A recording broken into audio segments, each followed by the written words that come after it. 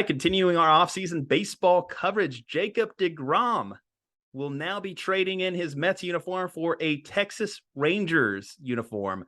5 years, $185 million through his age 39 season.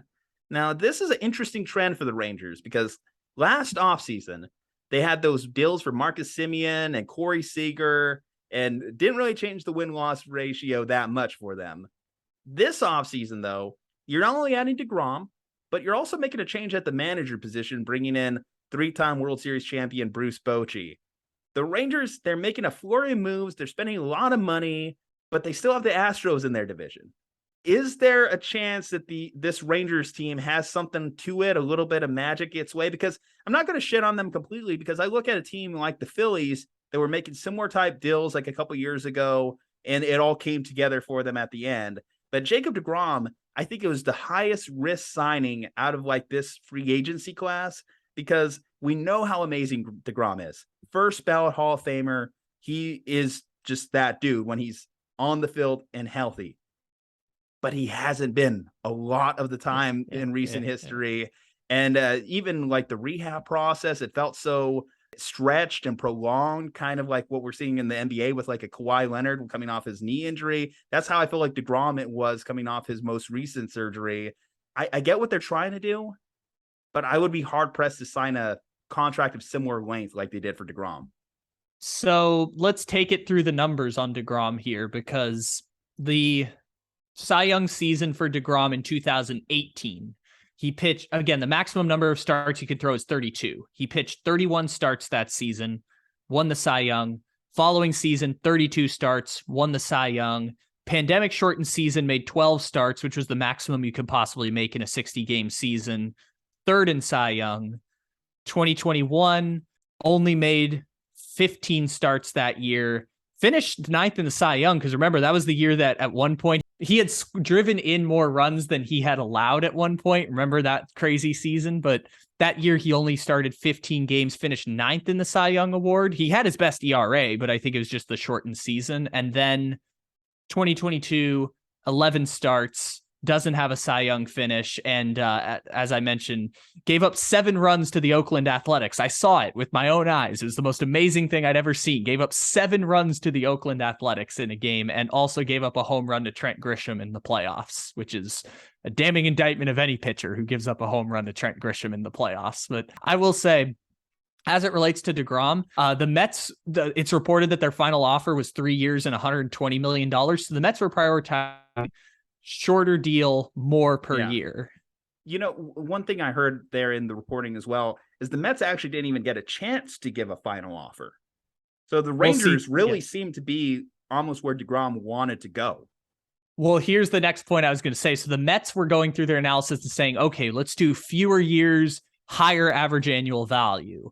And then the Texas Rangers rolled in and they were like, what if we do the same gigantic average annual value, but add 2 years onto the contract? And it's like, no, of course he's going to take the extra 2 years on that contract. Like, Texas showed up with their guns and their cowboy hats and were like, let's just spend stupid money and give Jacob deGrom like 2 years more at $40 million a year. And look, I'm not saying this is going to be the Madison Bumgarner contract, because Madison Bumgarner, his first start with the Diamondbacks, gave up 6 runs against the Padres on opening day. So I'm not going to say it's going to be immediately crap for Texas. I'm going to say that history suggests that a pitcher who pitched in 40% of his possible starts the last 2 seasons, who's dependent on speed for a lot of his skill set. Now, Jacob deGrom's a 1-of-1 skill set, but he's able to throw 98 miles an hour. There's a pretty damn good chance that contract's not going to age well. And there's a pretty good chance that Texas doesn't care, because like you said, they spent $300 million on Corey Seager,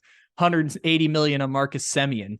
God knows how much money they had to pay Bruce Bochy to get him out of retirement, because, dude, I live in Northern California. Bruce Bochy still gets sandwich commercials on Giants broadcasts. He's been retired for 4 seasons. He's still doing sandwich commercials because that's how beloved he is in retirement in San Francisco. I can only imagine how much money he got paid to go coach Texas. And like you said, they're still not better than the Astros and the Mariners, But the way they do that is with young prospects on cheap values like Dane Dunning. Yeah, and that's probably the next pivot is to look at the Rangers and their farm system. So I just pulled up MLB.com, just kind of like see what the consensus is about where their farm system is ranking. You know, you do see young arms like a Jack Leiter coming through the system. So perhaps there's some reinforcements on the way that we're not even thinking about, out of sight, out of mind, as we focus on the major league team and less on the minor leagues. But I still look at this and I'm like, I just don't know if I could have done the 2 extra years that they did. And it's their decision. It's their money to spend, right? You know, you let them do what they want to do. I can't like shit on any team that's trying to make their team better. And if that's what it takes to get an all-star starter like deGrom, you just hope, best case scenario, if you're signing on deal, that he stays healthy, which is something that we just can't guarantee for anyone. I don't know what it's going to take to keep him on the field as he kind of gets in his later careers, because some of it's just going to be natural age progression. And some of those surgeries that he's had in the past might rear their ugly head again. Is he still going to be throwing 100 by the time he reaches his age 39 season? Is the luster going to kind of start to fade off of him as he starts to not have the same fastball that he used to have? No, like I look at a guy like Tim Lincecum back in the day. When you lose that fastball and you're a guy that relies on your fastball, it could just go all to hell, you know, in a handbasket. Yeah. I mean, you don't have to just look at Lincecum. Like, this happens with a lot of like pitchers who are contingent on their speed, because it's the body ages, man. Like the human body is not meant to throw baseballs at 100 miles per hour, all which Justin Verlander. We're not all Tom Brady.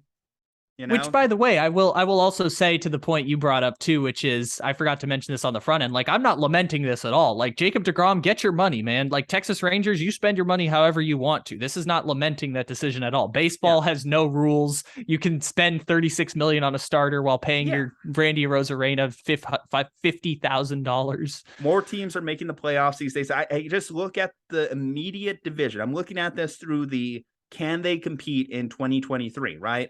You still have the Astros, and we know that the Mariners were making moves. The Mariners are trying to also supplant the Astros as the team of the AL West.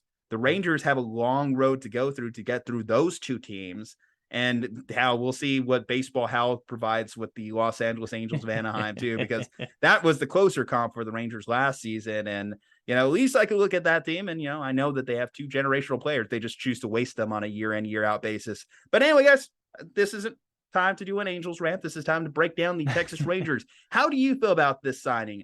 Do you think deGrom, that will be a good contract, bad contract? I'd like to hear your thoughts in the comment section. Leave a like on the video, subscribe to the channel, follow us on all our social medias. From Juju and Kyle, stay safe, happy, and healthy. We will see you next time.